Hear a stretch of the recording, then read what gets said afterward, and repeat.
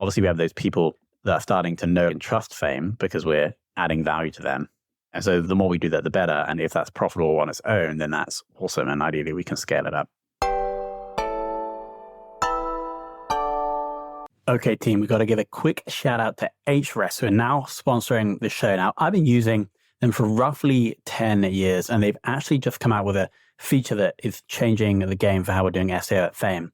Essentially, once you've added their code to your site, what you can now do is track the changes that are being made on your site, and then also obviously track that against the traffic changes. And so you can essentially see if you change or update this blog post, let's say, you can see if you are getting a boost in traffic from that. But the kicker is you can't just do that on your own site. You can also do that on a competitor's site. So you can literally see the changes your competitor is making and then match that to increased or decreased traffic. So you can learn from what they're doing to boost your own traffic. In addition to that, they just introduced a new entry-level plan.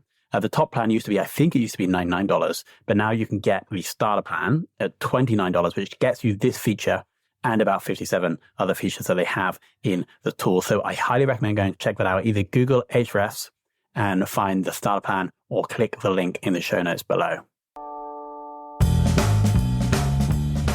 Hello and welcome to this episode of Confessions of a B2B Entrepreneur. My name is Tom Hunt, your host, and today we have a solo episode. This is one that's been requested a few times on LinkedIn because I've been talking a lot about an acquisition we recently did.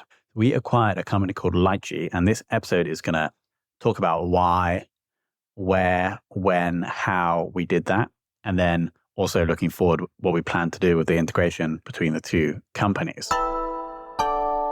So let's kick off by understanding why we did this. And it all starts in August when I'm on holiday with my partner on this beautiful island off Naples in Italy called Ischia.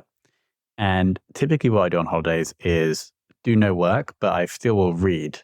And I will sometimes try to not read business or marketing related books, but I often end up doing that. So I was reading this book about a company called Ineos, which is the UK's largest privately held company, I believe. They have about 20 billion in revenue. And the interesting thing about Ineos is that the three founders still own 100% of the company. And so I'm like, wow, that's absolutely incredible. How do they do this? And did it in about 20 years. And the story there is that the founder, who now also owns a chunk of Manchester United Football Club, about 25%, when he was about 41, his background was in chemical engineering and finance. He borrowed money to buy a chemical plant. And then he eventually founded the other two co-founders, and they made the chemical plant profitable, and they paid down the debt, and then they borrowed more money to buy another one. And they just essentially, to really simplify their growth story, that's essentially what they did for 20 years. They're like really good at making these plants / businesses very operationally efficient. So they'd be able to pay down the debt faster, and they just raise more. And every time they did it, the banks would have more confidence in them because they had this track record. And so they'd be able to get cheaper borrowing rates, and that would fuel the cycle. And so I'm like, wow, that's incredible. An incredible way to keep control of and keep complete ownership of a company without raising equity. And so I'm like, well, maybe I should be doing this. And so I come back from holiday, and then I don't really have any specific strategy in mind. I have more of a strategy now. But I was just browsing acquire.com. Shout out to Andrew Gevzdecki, an ex-guest on this show who built that business. And I actually just I filter for podcasts, for example, because that's our industry. And I found this company called Lychee, which is, at first impressions, quite an interesting product. Essentially, what it seems to be is this system to create short form, vertical or square video clips. And the brand's good, the founders look good. And so I reach out and I ask for more information, and I start to dig into the details. And what I quickly realized is that they built a system of creating these clips relatively cheaply and at pretty high quality. They also have some pretty awesome customers as well. But I'm a little bit skeptical. I mean, because they're saying like they're using AI to create these videos. Are they essentially going to be any good if there's a big automated part of the process? But I plow forward, and I also start thinking about how this could be potentially good for Fame.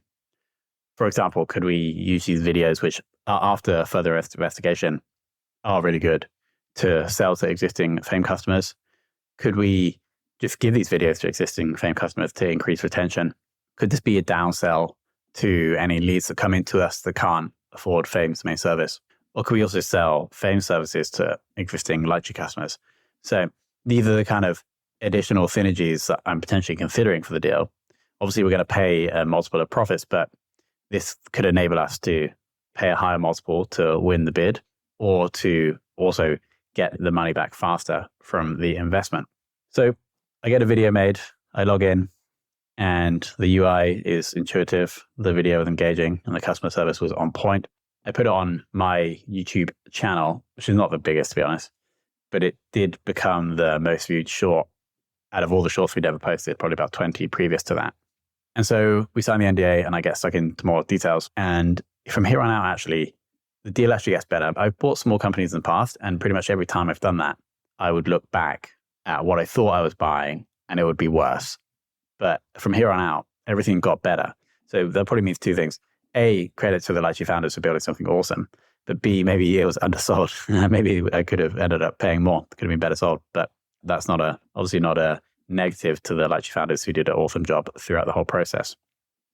So they also had these interesting lead gen tools where if you search download Apple Podcasts as MP3, you'll find a type form that's actually embedded on their site, and you can submit the link and your email, and an MP3 is emailed to you. So that for Apple, Spotify, and Twitter Spaces.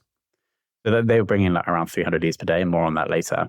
The operations, or the system they built is awesome. Like I thought we were good at systemizing and operations, but this was like next level. And then they also had managed to achieve something that we hadn't ever been able to do at Fame, which was to get an outbound process working. I won't go into details, but it was an outbound process that was working pretty well to get them customers. And so I'm thinking we could just double down on that. Use that to get customers for Lychee, and then this growth Lychee, and then ultimately we'll bring customers to Fame as well. If we're able to upsell Lychee customers to Fame, that is, of course, super important caveat there. So at this point, I'm like pretty confident we're going to do the deal. And then Toma, who is one of the founders, and Ran actually fly out to London for a couple of days so we can go through the details and get the ball rolling with the handover and the payments, etc. And so the kind of interesting part, obviously because of the initiation of why I wanted to do this, I wanted to try and use debt. Fame has a relatively large cash buffer, but I wanted to test this whole debt thing.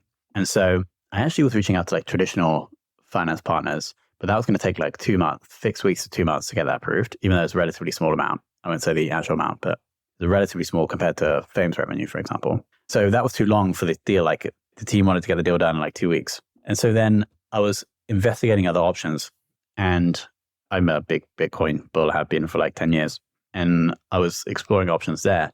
And there are companies, like reputable companies, that will allow you to put Bitcoin as collateral and then give you a US dollar loan that can get approved in 24 to 48 hours.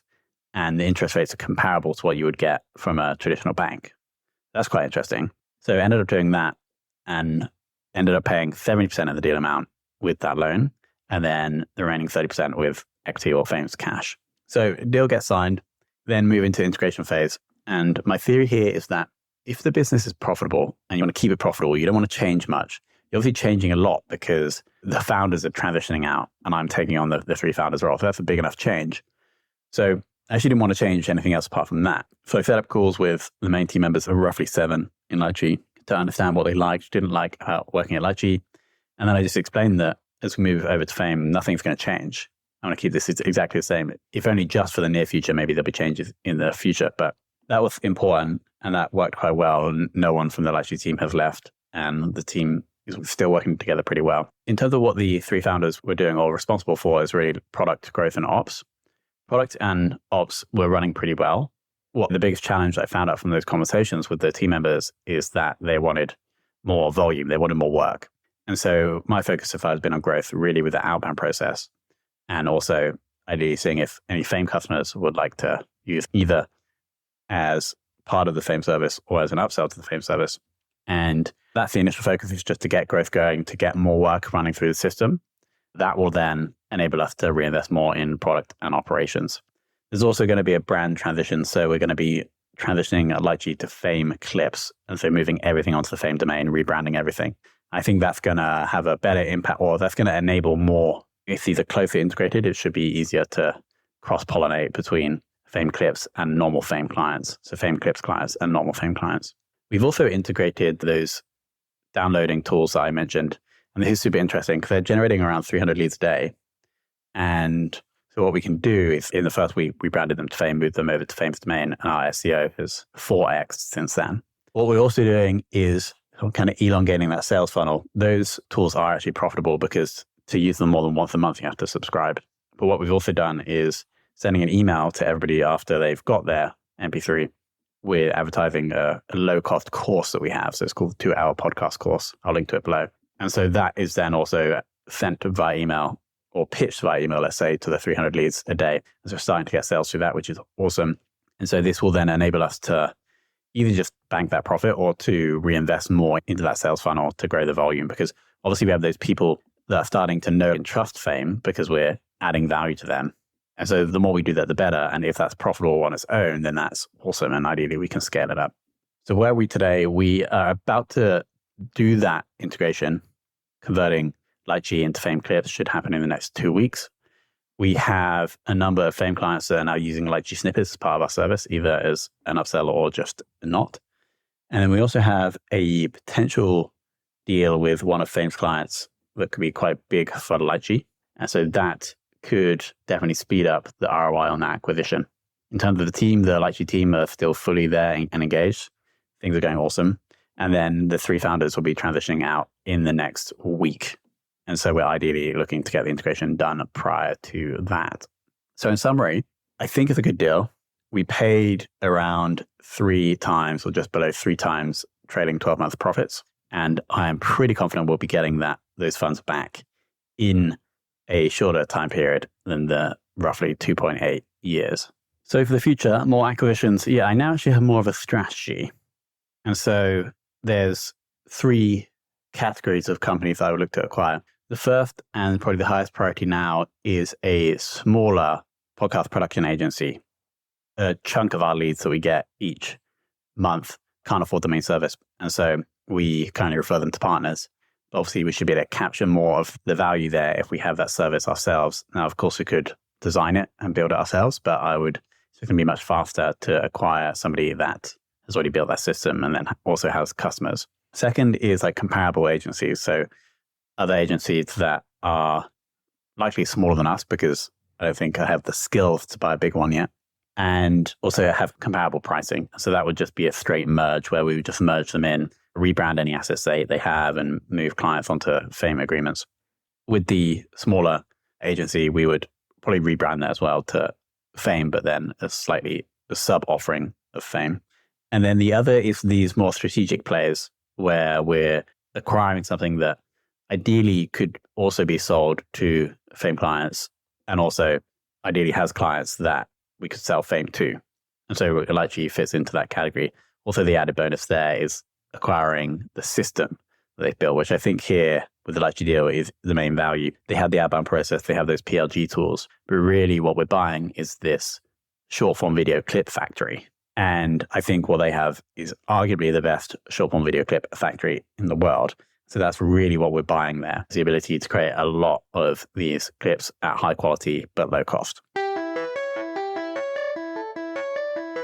And so let's finish this episode by giving a big shout out to the Lychee founders. That's Ran, Toma, and Peleg for building something awesome, to the Lychee team for operating something awesome.